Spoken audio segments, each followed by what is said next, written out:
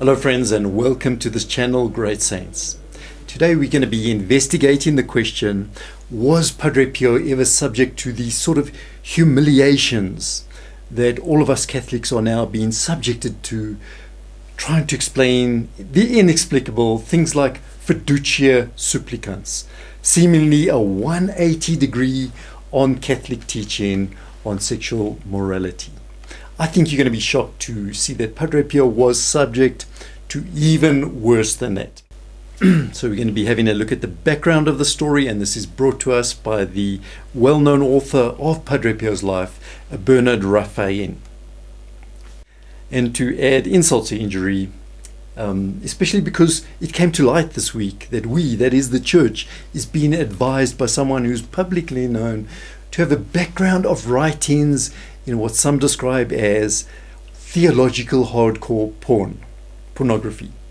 How some Catholic authors have put it, and so there's this growing tide of indignation, righteous indignation, as I see it. Now, this sort of humiliation certainly did happen to Padre Pio, but there is a twist to the story, because Padre Pio could use this to clear his name.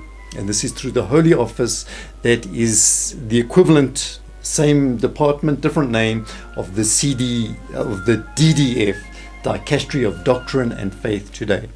So Padre Pio was given quite a grilling by the Holy Office in his day.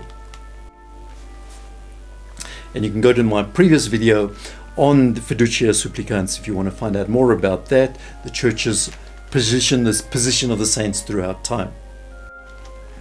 Interesting here, we're going to see how the evil one is able to use and to exploit people of great intelligence and ability, the rich and the famous, in order to attempt to eliminate Padre Pio. Now, in the 1920s, the locals in St. Giovanni Rotondo, they considered that Padre Pio was already a bit of a saint. They were attributing miracles to him. But there were, of course, Padre Pio had detractors, perhaps none worse than or none greater than a Father Gemelli, a fellow Franciscan. In 1920, Padre Pio received a visit from him together with some other prominent churchmen. Father Gemelli was apparently a brilliant person, a gifted preacher, outspoken, a priest, as well as being a physician, a psychologist, as well as he was in the process of founding a university in Milan, Catholic university, so he had all of this prestige behind him. And he was going to use all of this to undermine God's great saint, the saint he had given to all of us. Father Gemelli, a few days before the visit, had written to the Holy Office, saying that he was going to St. Giovanni Rotondo because he felt attracted to Padre Pio's holiness. Whether that is genuine or not, we're going to see in a little bit. Father Gemelli had been encouraged to make this visit by a Salvatore Bella, who was the Bishop of Foggia, and to try and examine Padre Pio from different psychological angles. So this small group of people made their way to Padre Pio's monastery. And when they arrived there, Father Gemelli asked now to examine Padre Pio's stigmata, pretty much demanded it. He had no authorization, it seems, but he made it look like he did. And so fortunately, Padre Pio's provincial was there, and he insisted, under what authorization do you want to make this examination? When questioned about these orders, suddenly his story changed, and he cannot remember the exact wording. Should have been able to produce a piece of paper, surely. But Padre Benedetto and Brunato, they both agreed that Father Gemelli was not to be left alone with Padre Pio, and that he had no authorization that they were aware of. Padre Benedetto added these words: "I cannot understand the need for an observation that's of the stigmata, as there are already accurate reports out there from other doctors about this." And so Padre Benedetto told this to Gemelli and Borelli, and that they just have to be simply satisfied with a brief meeting with Padre Pio in the sacristy, which was to last a few minutes. But, as Father Gemelli wrote later, that in that short time he made an accurate psychiatric examination of Padre Pio without Padre Pio even being aware that he was doing this. And Gemelli remained insistent on this fact. In 1952, he wrote to an English Jesuit saying that he had accurately examined Padre Pio and his stigmata. He never saw the stigmata. He had accurately examined the stigmata.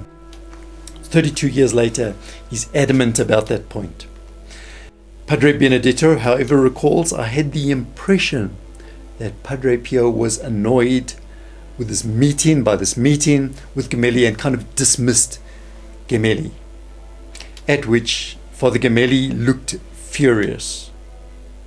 And in fact, Brunetto recalls that Father Gemelli shouted at Padre Pio, "All right, Padre Pio, we will meet again."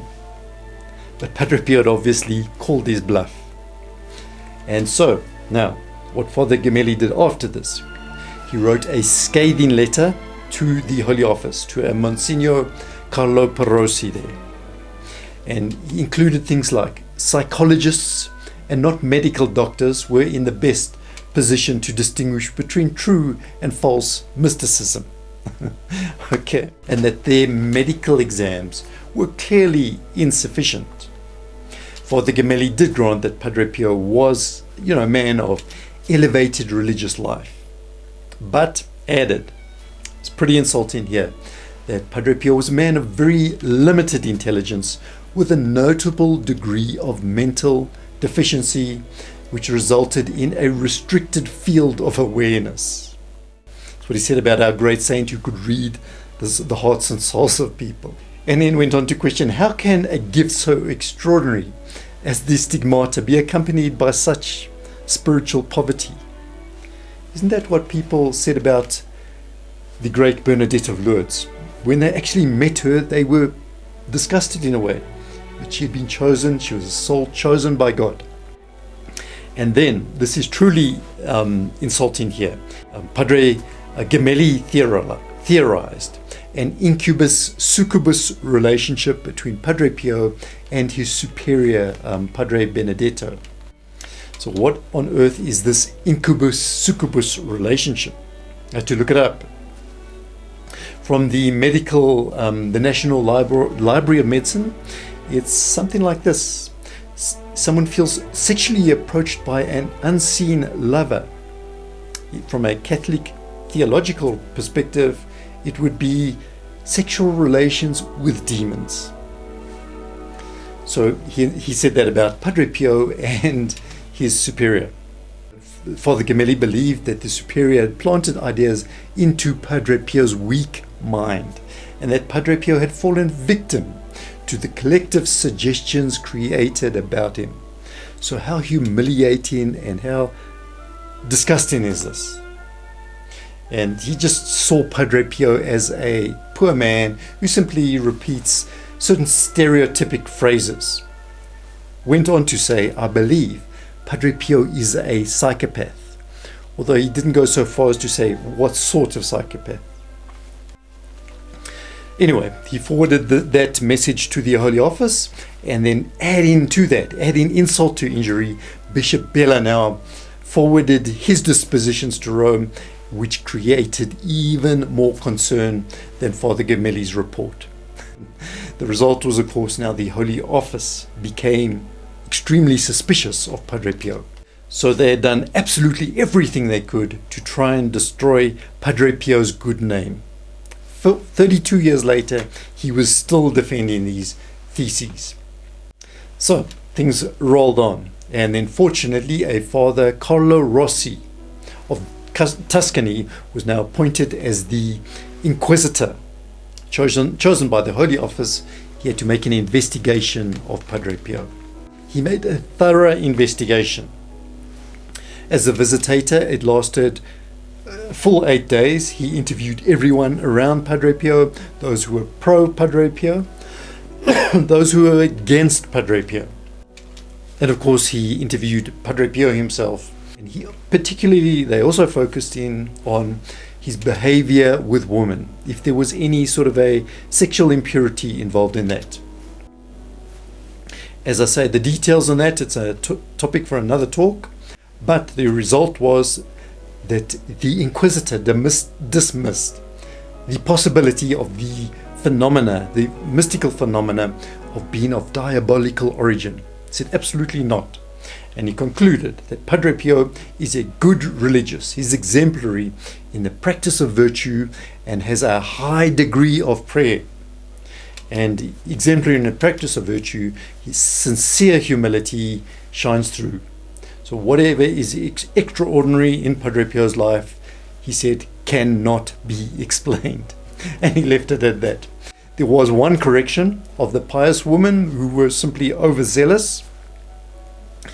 He said that needs correcting, and that their visits should be less frequent, and that they should never meet alone with Padre Pio in the sacristy. No mention of inappropriate behavior, just concern for how wise it was to meet alone. And this research was done by Bernard Raphael. Much of this is unknown until the Vatican archives on Padre Pio were opened, and that was in the early 21st century. So it's fascinating, isn't it? These equal and opposite, the parallels between what's happening now and what happened to Padre Pio, attempting to cancel orthodoxy and orthodox Catholic beliefs on these points of sexual morality. They were attempting to cancel Padre Pio on exactly the opposite, but also on sexual morality. Strange times we live in. And now in Crisis Magazine, there was this article presented on prayer life, how we are going to get through these challenging times, and the only way is for us to develop a very deep interior prayer life where the unity in our hearts between us and our Lord is absolutely solid. So we're going to be having a look at a book on this topic, so please do join us for those talks. We thank you for listening. Please do like and subscribe to our channel.